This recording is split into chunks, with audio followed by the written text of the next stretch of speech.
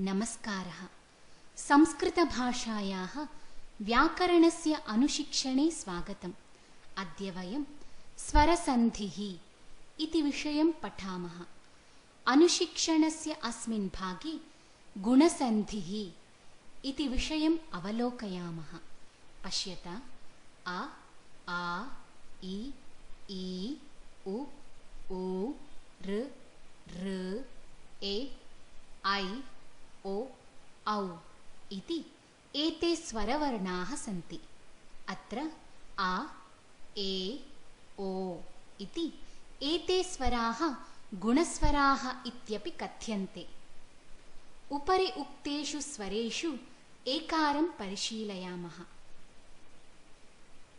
अकारस्य आकारस्य च इकारेण अथवा ईकारेण सह मेलनेन एकारः इति भवति। तथैव ओकारः अपि गुणसन्धिस्वरः भवति। अकारस्य आकारस्य च उकारेण अथवा ऊकारेण सह मेलनेन ओकारः इति भवति। एकः गुणस्वरः इतोपि अस्ति, सः अस्ति अकारः। यथा अकारस्य आकारस्य च ऋकारेण अथवा ऋकारेण सह मेलनेन अर् इति भवति। अवधानेन पश्यन्तु, अत्र अकारः ऋ वर्णं स्वीकृत्य आगच्छति। भवतु तावत्। एतां व्यवस्थाम् अस्य पाठस्य अध्ययनेन सरलतया ज्ञातुं यत्नं कुर्मः। अधोलिखिततालिकां पश्यन्तु। अकारस्य इकारस्य च संयोगेन एकारः भवति। अकारस्य ईकारस्य च संयोगेन येकारः भवति। आकारस्य इकारस्य च संयोगेन अपि येकारः भवति। आकारस्य ईकारस्य च संयोगेन अपि येकारः भवति। संक्षेपेण एषा प्रक्रिया एवं प्रकारेण अपि द्रष्टुं शक्यते। अकारस्य उकारस्य च संयोगेन ओकारः भवति। अकारस्य ऊकारस्य च संयोगेन ओकारः भवति। आकारस्य उकारस्य च संयोगेन अपि ओकारः भवति। आकारस्य ऊकारस्य च संयोगेन अपि ओकारः भवति। संक्षेपेण एषा प्रक्रिया एवं प्रकारेण अपि द्रष्टुं शक्यते। अकारस्य ऋकारस्य च संयोगेन अर् भवति। अकारस्य ऋकारस्य च संयोगेन अर् भवति। आकारस्य ऋकारस्य च संयोगेन अपि अर् भवति। आकारस्य ऋकारस्य च संयोगेन अपि अर् भवति। संक्षेपेण एषा प्रक्रिया एवं प्रकारेण अपि द्रष्टुं शक्यते। इदानीं भवन्तः उपर्युक्तां तालिकां दृष्ट्वा अधोलिखितपदेषु सन्धिं कुर्वन्तु। यथा गणेशः इति पदे गण इति पूर्वपदम् अस्ति। ईशः इति च उत्तरपदम् अस्ति। अत्र पूर्वपदस्य अन्तिमस्वरः आ इति अस्ति। उत्तरपदस्य पूर्वस्वरः ई इति अस्ति। अकारस्य ईकारस्य च योजनेन ये इति सन्धिस्वरः भवति। तर्हि गण ईशः इति पदद्वयस्य योजनेन किं सन्धिपदं भवति? पदद्वयस्य योजनेन गणेशः इति सन्धिपदं भवति। महेशः इति पदे महा इति पूर्वपदम् अस्ति। ईशः इति च उत्तरपदम् अस्ति। अत्र पूर्वपदस्य अन्तिमस्वरः कः अस्ति? पूर्वपदस्य अन्तिमस्वरः आ इति अस्ति। उत्तरपदस्य पूर्वस्वरः कः अस्ति? उत्तरपदस्य पूर्वस्वरः ई इति अस्ति। आकारस्य ईकारस्य च योजनेन कः सन्धिस्वरः भवति? आकारस्य ईकारस्य च योजनेन ये इति सन्धिस्वरः भवति। तर्हि महा ईशः इति पदद्वयस्य योजनेन किं सन्धिपदं भवति? पदद्वयस्य योजनेन महेशः इति सन्धिपदं भवति। महोत्सवः इति पदे महा इति पूर्वपदम् अस्ति। उत्सवः इति च उत्तरपदम् अस्ति। अत्र पूर्वपदस्य अन्तिमस्वरः आ इति अस्ति। उत्तरपदस्य पूर्वस्वरः उ इति अस्ति। आकारस्य उकारस्य च योजनेन कः सन्धिस्वरः भवति? आकारस्य उकारस्य च योजनेन ओ इति सन्धिस्वरः भवति। तर्हि महा उत्सवः इति पदद्वयस्य योजनेन किं सन्धिपदं भवति? पदद्वयस्य योजनेन महोत्सवः इति सन्धिपदं भवति।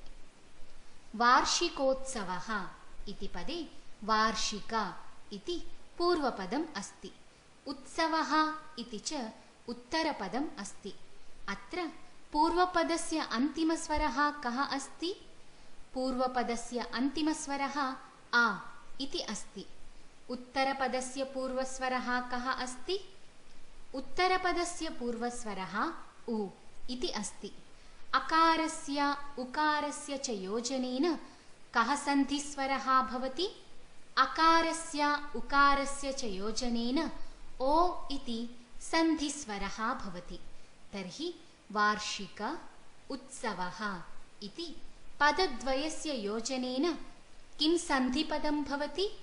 पदद्वयस्य योजनेन वार्षिकोत्सवः इति सन्धिपदं भवति। सूर्योदयः इति पदे सूर्य इति पूर्वपदम् अस्ति। उदयः इति च उत्तरपदम् अस्ति।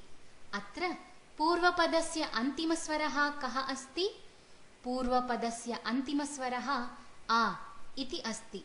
उत्तरपदस्य पूर्वस्वरः कः अस्ति? उत्तरपदस्य पूर्वस्वरः उ इति अस्ति। अकारस्य उकारस्य च योजनेन कः सन्धिस्वरः भवति? अकारस्य उकारस्य च योजनेन ओ इति सन्धिस्वरः भवति। तर्हि सूर्य उदयः इति पदद्वयस्य योजनेन किं सन्धिपदं भवति? पदद्वयस्य योजनेन सूर्योदयः इति सन्धिपदं भवति। महोदयः इति पदे महा इति पूर्वपदम् अस्ति। उदयः इति च उत्तरपदम् अस्ति। अत्र पूर्वपदस्य अन्तिमस्वरः कः अस्ति? पूर्वपदस्य अन्तिमस्वरः आ इति अस्ति। उत्तरपदस्य पूर्वस्वरः कः अस्ति? उत्तरपदस्य पूर्वस्वरः उ इति अस्ति। आकारस्य उकारस्य च योजनेन कः सन्धिस्वरः भवति? आकारस्य उकारस्य च योजनेन ओ इति सन्धिस्वरः भवति। तर्हि महा उदयः इति पदद्वयस्य योजनेन किं सन्धिपदं भवति? पदद्वयस्य योजनेन महोदयः इति सन्धिपदं भवति। चन्द्रोदयः इति पदे चन्द्र इति पूर्वपदम् अस्ति। उदयः इति च उत्तरपदम् अस्ति। अत्र पूर्वपदस्य अन्तिमस्वरः आ इति अस्ति। उत्तरपदस्य पूर्वस्वरः उ इति अस्ति। अकारस्य उकारस्य च योजनेन कः सन्धिस्वरः भवति? अकारस्य उकारस्य च योजनेन ओ इति सन्धिस्वरः भवति। तर्हि चन्द्र उदयः इति पदद्वयस्य योजनेन किं सन्धिपदं भवति? पदद्वयस्य योजनेन चन्द्रोदयः इति सन्धिपदं भवति। देवर्षिः इति पदे देव इति पूर्वपदम् अस्ति। ऋषिः इति च उत्तरपदम् अस्ति। अत्र पूर्वपदस्य अन्तिमस्वरः कः अस्ति? पूर्वपदस्य अन्तिमस्वरः आ इति अस्ति। उत्तरपदस्य पूर्वस्वरः कः अस्ति? उत्तरपदस्य पूर्वस्वरः ऋ इति अस्ति। अकारस्य ऋकारस्य च योजनेन किं भवति? अकारस्य ऋकारस्य च योजनेन अर् इति भवति। तर्हि देवा ऋषिः इति पदद्वयस्य योजनेन किं सन्धिपदं भवति? पदद्वयस्य योजनेन देवर्षिः इति सन्धिपदं भवति। ग्रीष्मर्तुः इति पदे ग्रीष्म इति पूर्वपदम् अस्ति। ऋतुः इति च उत्तरपदम् अस्ति। अत्र पूर्वपदस्य अन्तिमस्वरः कः अस्ति? पूर्वपदस्य अन्तिमस्वरः आ इति अस्ति। उत्तरपदस्य पूर्वस्वरः कः अस्ति? उत्तरपदस्य पूर्वस्वरः ऋ इति अस्ति। अकारस्य ऋकारस्य च योजनेन किं भवति? अकारस्य ऋकारस्य च योजनेन अर् इति भवति।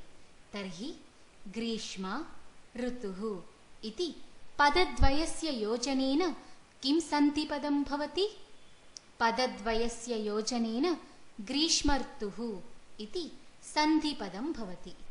गजेन्दुः इति पदे गजा इति पूर्वपदम् अस्ति। इन्दुः इति च उत्तरपदम् अस्ति। अत्र पूर्वपदस्य अन्तिमस्वरः कः अस्ति? पूर्वपदस्य अन्तिमस्वरः आ इति अस्ति। उत्तरपदस्य पूर्वस्वरः कः अस्ति? उत्तरपदस्य पूर्वस्वरः इ इति अस्ति। अकारस्य इकारस्य च योजनेन कः सन्धिस्वरः भवति? अकारस्य इकारस्य च योजनेन ये इति सन्धिस्वरः भवति। तर्हि गजा इन्दु इति पदद्वयस्य योजनेन किं सन्धिपदं भवति? पदद्वयस्य योजनेन गजेन्दुः इति सन्धिपदं भवति। एवं गुणसन्धौ एकारः श्रूयते, यथा दिनेशः विमलेन्दुः। ओकारः श्रूयते, यथा श्वासोच्छ्वासः परोपकारः। अर् इति श्रूयते, यथा स्वर्णं ब्रह्मर्षिः। पश्यन्तु, ए ओ आ इति एते गुणस्वराः सन्ति। अतः यत्र स्वराणां योगेन गुणस्वरः भवति तत्र गुणसन्धिः इति कथ्यते। अत्र कानिचन पदानि सन्ति। एतानि पदानि गुणसन्धियुक्तानि सन्ति। यथा सीतेव, उत्कलोत्सवः, महेशः, गोपिकेन्द्रः।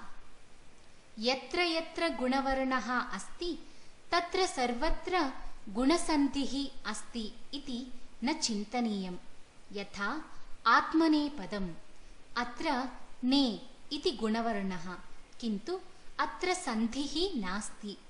आत्मना इपदम् इति सन्धिविच्छेदः कर्तुं न शक्यते। दोषः इत्यत्र द उषः इति पदविभागः कर्तुं न शक्यते। यतः अत्र इपदं द उषम् इत्यादि पदानि न भवन्ति। एतेषाम् अर्थः एव नास्ति। यत्र अर्थयुक्तं पदं भवति तादृशस्थले एव पदविभागः करणीयः। यथा देवेन्द्रः इति। एतेषु पदेषु सन्धिविच्छेदं प्रदर्शयत। सुरेशः, अत्र कः सन्धिच्छेदः? अत्र सुरा ईशः इति सन्धिच्छेदः। शिवेच्छा, अत्र कः सन्धिच्छेदः? अत्र शिवा इच्छा इति सन्धिच्छेदः। इदानीं मिश्रितप्रश्नानाम् उत्तराणि लिखामः।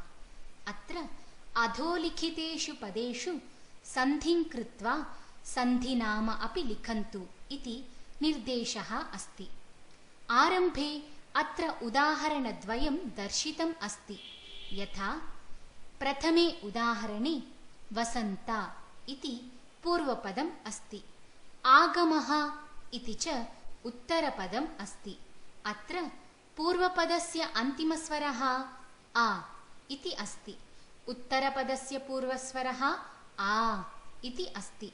अकारस्य आकारस्य च योजनेन आ इति सन्धिस्वरः भवति।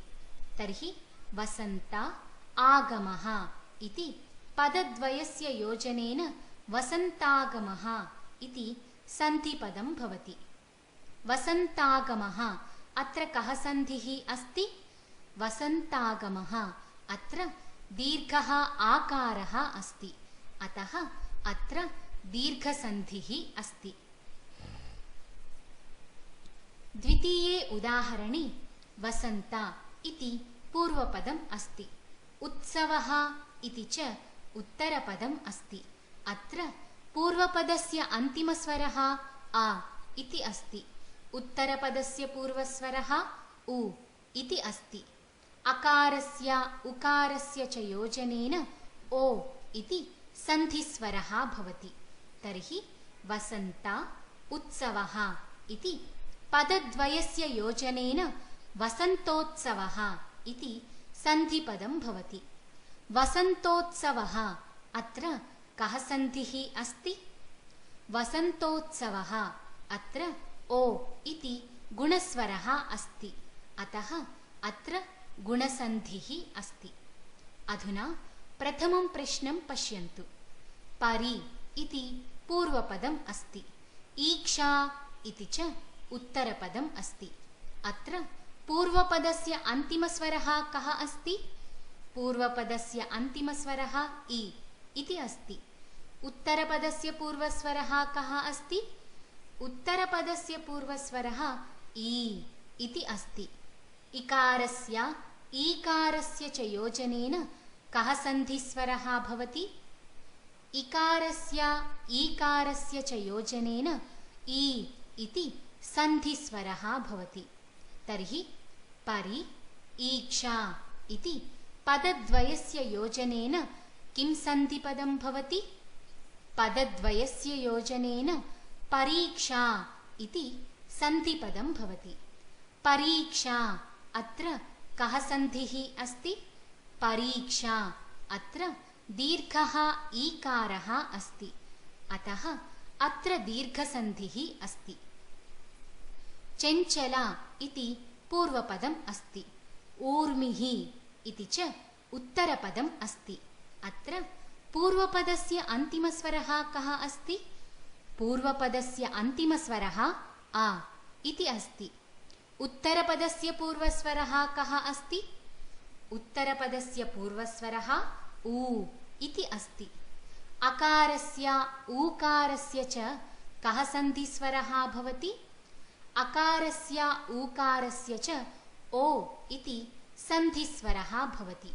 तर्हि चञ्चला ऊर्मिः इति पदद्वयस्य योजनेन किं सन्धिपदं भवति? पदद्वयस्य योजनेन चञ्चलोर्मिः इति सन्धिपदं भवति। चञ्चलोर्मिः अत्र कः सन्धिः अस्ति? चञ्चलोर्मिः अत्र ओ इति गुणस्वरः अस्ति, अतः अत्र गुणसन्धिः अस्ति। परा इति पूर्वपदम् अस्ति। उपकारः इति च उत्तरपदम् अस्ति। अत्र पूर्वपदस्य अन्तिमस्वरः कः अस्ति? पूर्वपदस्य अन्तिमस्वरः आ इति अस्ति। उत्तरपदस्य पूर्वस्वरः कः अस्ति? उत्तरपदस्य पूर्वस्वरः उ इति अस्ति। अकारस्य उकारस्य च योजनेन कः सन्धिस्वरः भवति? अकारस्य उकारस्य च योजनेन ओ इति सन्धिस्वरः भवति। तर्हि परा उपकारः इति पदद्वयस्य योजनेन किं सन्धिपदं भवति? पदद्वयस्य योजनेन परोपकारः इति सन्धिपदं भवति। परोपकारः अत्र कः सन्धिः अस्ति? परोपकारः अत्र ओ इति गुणस्वरः अस्ति, अतः अत्र गुणसन्धिः अस्ति। चला इति पूर्वपदम् अस्ति। अचले इति च उत्तरपदम् अस्ति। अत्र पूर्वपदस्य अन्तिमस्वरः कः अस्ति? पूर्वपदस्य अन्तिमस्वरः आ इति अस्ति। उत्तरपदस्य पूर्वस्वरः कः अस्ति? उत्तरपदस्य पूर्वस्वरः आ इति अस्ति। अकारस्य अकारस्य च योजनेन कः सन्धिस्वरः भवति?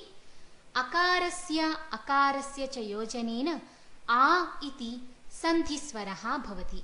तर्हि चला अचले इति पदद्वयस्य योजनेन किं सन्धिपदं भवति? पदद्वयस्य योजनेन चलाचले इति सन्धिपदं भवति। चलाचले अत्र कः सन्धिः अस्ति? चलाचले अत्र दीर्घः आकारः अस्ति। अतः अत्र दीर्घसन्धिः अस्ति।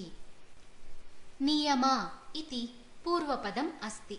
उल्लङ्घनम् इति च उत्तरपदम् अस्ति। अत्र पूर्वपदस्य अन्तिमस्वरः कः अस्ति? पूर्वपदस्य अन्तिमस्वरः आ इति अस्ति। उत्तरपदस्य पूर्वस्वरः कः अस्ति?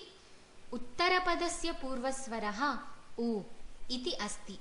अकारस्य उकारस्य च योजनेन कः सन्धिस्वरः भवति? अकारस्य उकारस्य च योजनेन ओ इति सन्धिस्वरः भवति। तर्हि नियम उल्लङ्घनम् इति पदद्वयस्य योजनेन किं सन्धिपदं भवति? पदद्वयस्य योजनेन नियमोल्लङ्घनम् इति सन्धिपदं भवति। नियमोल्लङ्घनम् अत्र कः सन्धिः अस्ति? नियमोल्लङ्घनम् अत्र ओ इति गुणस्वरः अस्ति। अतः अत्र गुणसन्धिः अस्ति। हर्ष इति पूर्वपदम् अस्ति। उल्लासः इति च उत्तरपदम् अस्ति। अत्र पूर्वपदस्य अन्तिमस्वरः कः अस्ति? पूर्वपदस्य अन्तिमस्वरः आ इति अस्ति। उत्तरपदस्य पूर्वस्वरः कः अस्ति? उत्तरपदस्य पूर्वस्वरः उ इति अस्ति। अकारस्य उकारस्य च योजनेन कः सन्धिस्वरः भवति? अकारस्य उकारस्य च योजनेन ओ इति सन्धिस्वरः भवति। तर्हि हर्ष उल्लासः इति पदद्वयस्य योजनेन किं सन्धिपदं भवति? पदद्वयस्य योजनेन हर्षोल्लासः इति सन्धिपदं भवति। हर्षोल्लासः अत्र कः सन्धिः अस्ति? हर्षोल्लासः अत्र ओ इति गुणस्वरः अस्ति। अतः अत्र गुणसन्धिः अस्ति। बाला इति पूर्वपदम् अस्ति। इन्दुः इति च उत्तरपदम् अस्ति। अत्र पूर्वपदस्य अन्तिमस्वरः कः अस्ति? पूर्वपदस्य अन्तिमस्वरः आ इति अस्ति। उत्तरपदस्य पूर्वस्वरः कः अस्ति? उत्तरपदस्य पूर्वस्वरः इ इति अस्ति। अकारस्य इकारस्य च योजनेन कः सन्धिस्वरः भवति? अकारस्य इकारस्य च योजनेन ये इति सन्धिस्वरः भवति। तर्हि बाला इन्दुः इति पदद्वयस्य योजनेन किं सन्धिपदं भवति? पदद्वयस्य योजनेन बालेन्दुः इति सन्धिपदं भवति। बालेन्दुः अत्र कः सन्धिः अस्ति? बालेन्दुः अत्र ये इति गुणस्वरः अस्ति। अतः गुणसन्धिः अस्ति। रवि इति पूर्वपदम् अस्ति। इन्द्रः इति च उत्तरपदम् अस्ति। अत्र पूर्वपदस्य अन्तिमस्वरः कः अस्ति? पूर्वपदस्य अन्तिमस्वरः इ इति अस्ति। उत्तरपदस्य पूर्वस्वरः कः अस्ति? उत्तरपदस्य पूर्वस्वरः इ इति अस्ति। इकारस्य इकारस्य च योजनेन कः सन्धिस्वरः भवति? इकारस्य इकारस्य च योजनेन इ इति सन्धिस्वरः भवति। तर्हि रवि इन्द्रः इति पदद्वयस्य योजनेन किं सन्धिपदं भवति? पदद्वयस्य योजनेन रवीन्द्रः इति सन्धिपदं भवति। रवीन्द्रः अत्र कः सन्धिः अस्ति? रवीन्द्रः अत्र दीर्घः एकारः अस्ति, अतः अत्र दीर्घसन्धिः अस्ति। एतावता वयं सन्धिपाठे स्वरसन्धिविषयान्तर्गतं गुणसन्धिः इति विषयं पठितवन्तः। अग्रिमभागे पुनर्मिलामः। धन्यवादः।